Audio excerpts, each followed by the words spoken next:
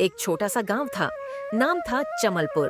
वहां एक गरीब दंपति किशन और राधा अपनी रोजी रोटी के लिए आलू पूरी का ठेला चलाते थे। उनकी पूरी का स्वाद लाजवाब था। मसालेदार आलू की सब्जी, ऊपर से हरी मिर्च और धनिया की खुशबू और फूली फूली गरम पूरी। लेकिन पता नहीं क्यों अब उनके ठेले पर कोई आता ही नहीं था। उसी गांव में मोहन नाम का एक आदमी भी आलू पूरी बेचता था। उसके ठेले पर रोज इतनी भीड़ रहती कि जगह भी नहीं मिलती थी। एक दिन दो ग्राहक वहीं बात कर रहे थे। अरे भाई, ये मोहन की पूरी में वो बात नहीं है। स्वाद तो किशन वाली पूरी में है, पर जाने क्यों पैर खुद ब खुद मोहन के ठेले की ओर खींच जाते हैं। सही कहा रे। पहले तो रोज किशन की पूरी ही खाते थे। उसकी आलू की सब्जी में जो तीखापन था वो तो मजा दे देता था। अब तो बस मन ही नहीं करता उसके ठेले पर जाने का। उधर किशन अपने ठेले के पास अकेला खड़ा चुपचाप सब सुन रहा था। वो मन ही मन बोला, पहले तो मेरे ठेले पर भी भीड़ लगती थी, अब सब मोहन के पास क्यों जा रहे हैं? क्या उसने कोई जादू कर दिया है क्या? उस रात मोहन ने अपना ठेला जल्दी समेटा। सारे आलू पूरी बेच चुका था। घर पहुंचते ही उसकी पत्नी सज्जन बोली, जी, आज तो अमावस्या की रात है, याद है ना? हाँ याद है। तुमने तैयारी कर ली? जी, पूरे 13 किलो चिकन पका लिया है। पर बताओ ना, हर बार 13 किलो ही क्यों? 10 या 20 क्यों नहीं? अरे भगवान, मैंने उसे 13 तारीख को ही नींद से जगाया था। अब उसे हर अमावस्या को 13 किलो चिकन चाहिए। अगर नहीं दिया तो हमें ही खा जाएगा। सज्जन कांप गई। क्या आपने उसे जगाया क्यों? मोहन धीरे से बोला, पगली, उसी की वजह से तो हमारी पूरी बिकती है, वरना हम भी किशन की तरह बैठे रहते। उसके कारण ही हमारे अच्छे दिन आए हैं, उसका शुक्र मानो। दोनों कुछ देर खामोश रहे। बाहर हवा में अजीब सी सहरन थी। फिर मोहन बोला, चलो अब सो जाओ, मैं जाकर उसको चिकन खिलाकर आता हूँ। आखिर वो कौन है जो हर अमावस्या को 13 किलो चिकन मांगता है? अगली सुबह सूरज की किरणें गांव की पगडंडियों पर फैल चुकी थी। मोहन अपने ठेले को चमका रहा था। तेल गर्म हो चुका था और पूरी तलने की खुशबू पूरे चौराहे में फैल रही थी। उसके चेहरे पर वही आत्मविश्वास था, आज फिर भीड़ लगेगी। उधर किशन अपने ठेले पर उदास बैठा था। बर्तन सजे थे, आलू की सब्जी तैयार थी, पर ग्राहक कोई नहीं। वह मन में बोला, कभी मेरे ठेले पर भी भीड़ रहती थी, अब तो जैसे गांव वालों को मेरा चेहरा भी नहीं दिखता। तभी गांव में शहर से आए एक दंपति दाखिल हुए, राकेश और नेहा। उन्होंने एक गांव वाले को रोका। भाई साहब, हम नए आए हैं इस गांव में, नाश्ता करना है, बताइए कहाँ मिलेगा अच्छा? सबसे बढ़िया नाश्ता तो मोहन के ठेले पर मिलता है, यहीं पास में है। दोनों ने शुक्रिया कहा और चल पड़े। जब वे मोहन के ठेले के पास पहुंचे तो वहां भारी भीड़ लगी थी। अरे जी, यहाँ तो बहुत भीड़ है, कितना इंतजार करें? सही कहा, चलो कहीं और देखते हैं।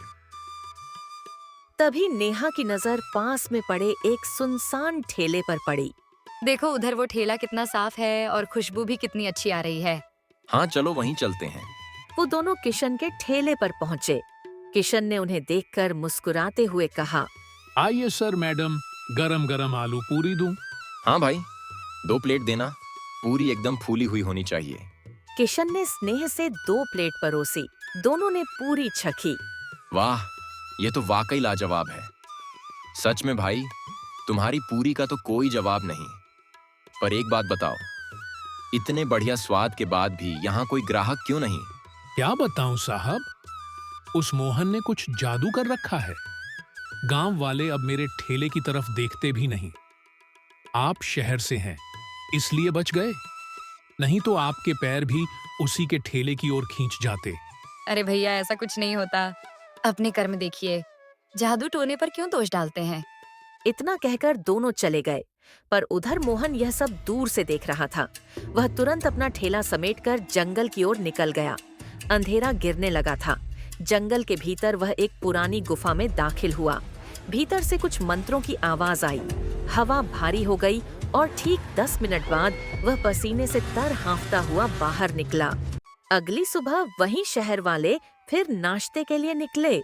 सुनो जी, पता नहीं क्यों मेरा मन उस मोहन के ठेले पर जाने का कर रहा है। अरे मेरा भी, कल तो मैंने कहा था वहाँ भीड़ ज्यादा है। फिर भी मुझे आज वहीं जाने का मन कर रहा है। दोनों हंसते हुए सीधे मोहन के ठेले पर पहुंचे। किशन दूर से यह सब देख रहा था। उसका चेहरा सफेद पड़ गया। तो अब उन पर भी जादू चल गया। जब राकेश और नेहा नाश्ता करके लौट रहे थे तो रास्ते में गांव के मुखिया मिल गए। कैसे हैं शहर वाले बाबू? कैसा लगा हमारा गांव? बहुत प्यारा गांव है मुखिया जी। बस एक अजीब बात है। कल हम किशन के ठेले पर गए थे। आज जाने क्यों हमारे पैर खुद ब खुद मोहन के ठेले की ओर खींच गए। कुछ तो अजीब है उस ठेले में। अरे नहीं बाबूजी, कुछ अजीब नहीं। मोहन के आलू पूरी का स्वाद ही ऐसा है कि लोग खुद खींच जाते हैं। पर राकेश और नेहा जब आगे बढ़े तो दोनों के मन में एक ही सवाल गूंज रहा था। क्या सचमुच स्वाद खींचता है या फिर मोहन का कोई रहस्यमयी राज? शाम का समय था। किशन अपने घर में चूल्हे के पास बैठा था कि तभी दरवाजे पर दस्तक हुई। दरवाजा खोला तो सामने राकेश और नेहा खड़े थे। अरे सर मैडम, आप यहाँ मेरे घर पर? किशन जी, जो आपने कहा था लगता है वो सब सच है। देखा, मैंने पहले ही कहा था वो मोहन कोई साधारण आदमी नहीं है, पर आपको यकीन ही नहीं हुआ। अब यकीन हो गया है किशन। जो आज हमने देखा उसके बाद शक की गुंजाइश नहीं बची। किशन हैरान होकर बोला, क्या देखा आपने? हमने मोहन को जंगल की तरफ जाते देखा। एक थैली में कुछ था। शायद वही राज छिपा है वहां। तो फिर देर किस बात की? चलो आज उस जादू का पर्दा फाड़ ही देते हैं। तीनों जंगल की ओर निकल पड़े। हवा ठंडी थी, पेड़ झूम रहे थे और चारों तरफ एक रहस्यमय सन्नाटा था। सुनिए, ये कैसी गंध है?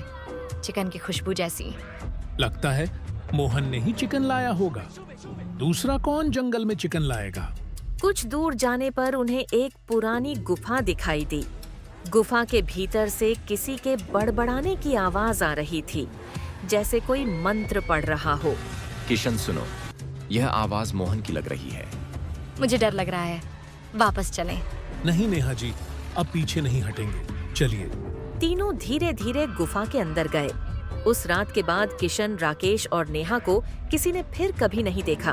कहते हैं तीनों उसी गुफा में कैद हो गए और मोहन का राज राज ही रह गया। अगली सुबह मोहन ने हमेशा की तरह अपना ठेला लगाया। मुस्कुराते हुए पूरी तलने लगा और इसी तरह खत्म हो गई कहानी एक रहस्यमयी आलू पूरी वाले की।